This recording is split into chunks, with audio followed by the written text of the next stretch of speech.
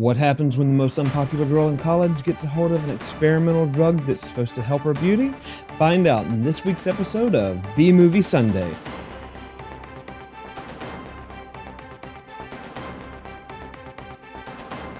I just got finished watching one of my favorite B-movies, Attack of the 50-Foot Cheerleader. This is a 2012 Roger Corman classic.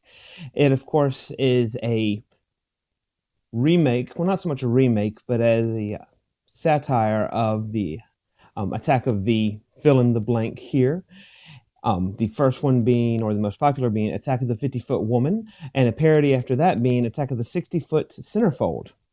Now, this one takes place in Iron Coast University, where young Cassie is a pimply-faced, oily-haired young lady who is just trying to make the cheerleading squad because that's what her mother was known for when she went to that college. But, of course, people judge on looks first, so she doesn't make it. She does work in the biochemistry lab with a friend of hers where they are working on a drug called Renew. This drug is supposed to make ugly things look beautiful. Right now, they're working on it on a rat, and it's making this rat go from this grotesque-looking beast to this beautiful-looking mouse. So, of course, what does Cassie decide? She decides to break in after hours, pump a little bit of this stuff into herself, and see what happens. At first, the results are pretty neutral. She gets better hair, she gets smoother skin, everything looks like it's going to work out for her. She even crashes a Greek kegger party and shows off her new look to everybody. Some people even make the comment that she's gone to Barbie overnight. Now, it doesn't stop there. Of course, it wouldn't. This is a Roger Corman movie. He is known for absurdity and going above and beyond what most producers and directors would do.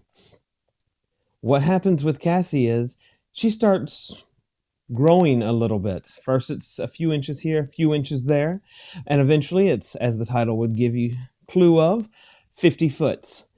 Now, people notice this, but they don't seem to think it's that strange, at least not within the first foot or two. What's funny about it is when she's growing these smaller amounts, you can tell that they're filming it on different angles just to make her look taller, and very possibly having her walking on things to be taller than other characters. This becomes very obvious when her love interest, the captain of the football team, is talking to her, and when they're speaking, she's about a foot, maybe 2 feet taller than him, but when they embrace and kiss each other, they're about the same height. So not pulling anything over us on there.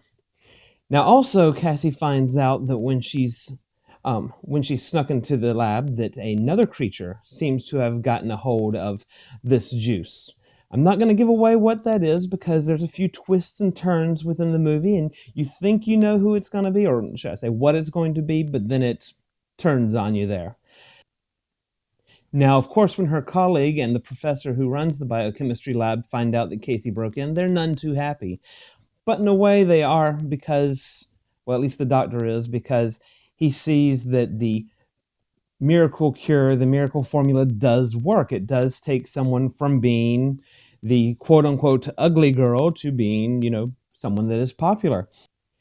Now, at first, her fellow student isn't pleased that Cassie broke in and tried this experimental drug without further research going on, but he does not leave her behind. He doesn't say, go deal with it yourself, go fix your problem, you're a 50-foot monster, I have nothing to do with that. No, he is bent on finding her a cure, and he's going to do everything in his power to do so, including taking a piece of the, creature that he finds and experimenting on it first.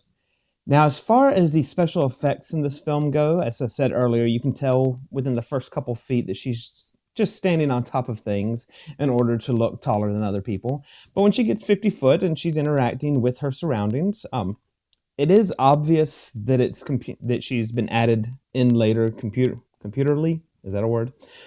By way of computer. But they do it in a very clean way. It's not as cheesy as you would think it would be for a B movie.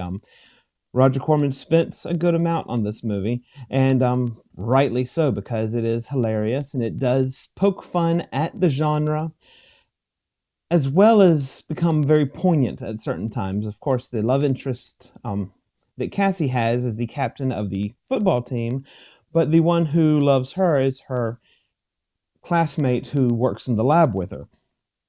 And, And of course, you can tell that the classmate that works in the lab with her has a crush on her, probably always has.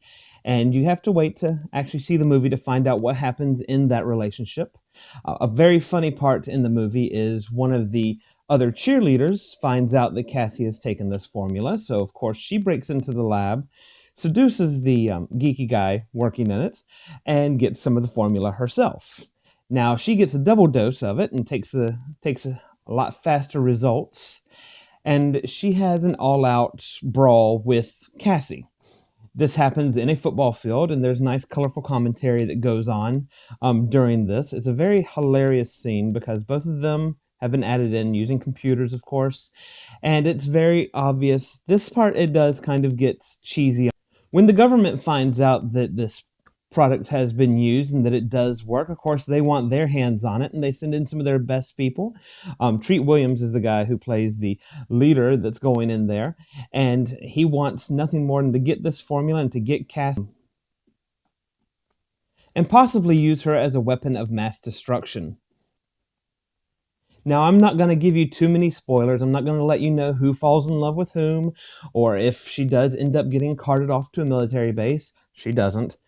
Or what ends up happening. I'm just going to tell you that this is a great, fun movie. It's not one that you have to put too much thought into. I'm going to be honest there. It's also one that might not be suitable for people under the age of 17. Just a little warning there. There is some language in it, and there's some action in it. Nothing too severe, at least not in this reviewer's opinion.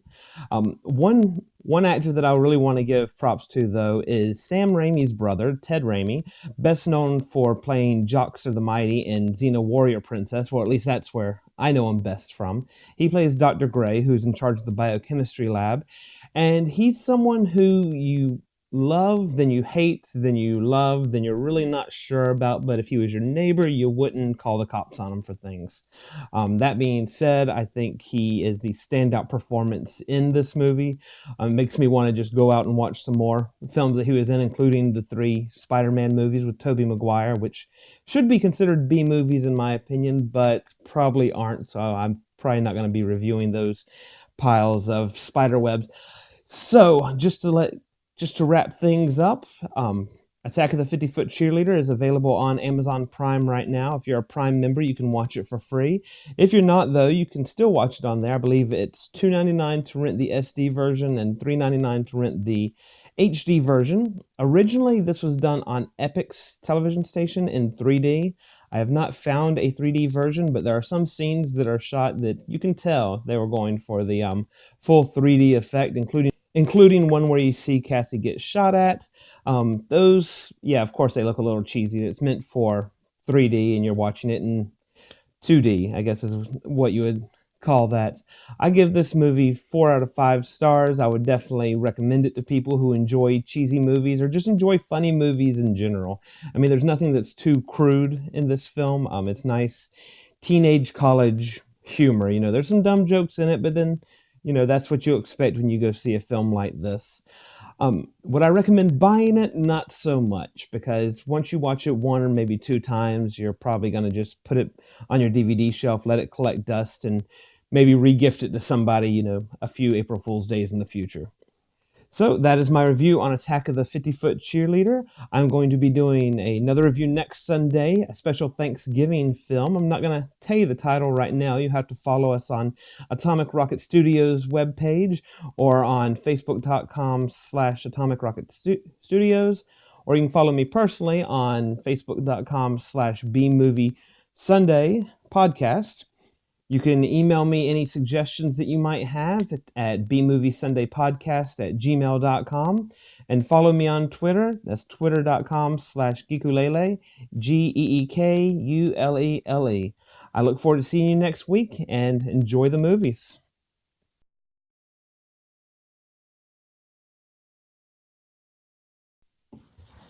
Having to use my daughter's chair here. Haven't really figured out where I'm going to sit yet. Testing 1, 2. All right. Oh, I need to get a better mic system here. All right. Donate money. Give me a mic. All right. Getting ready to do this. How's my beard look? That's the important thing, really. I mean, nobody comes here for the review. They come here straight for the beard. Is it on? That was the chair. If that noise makes it over the mic, that was definitely the chair. But is my beard on fleek? Fleck? What's the word? Is it on bay? All right.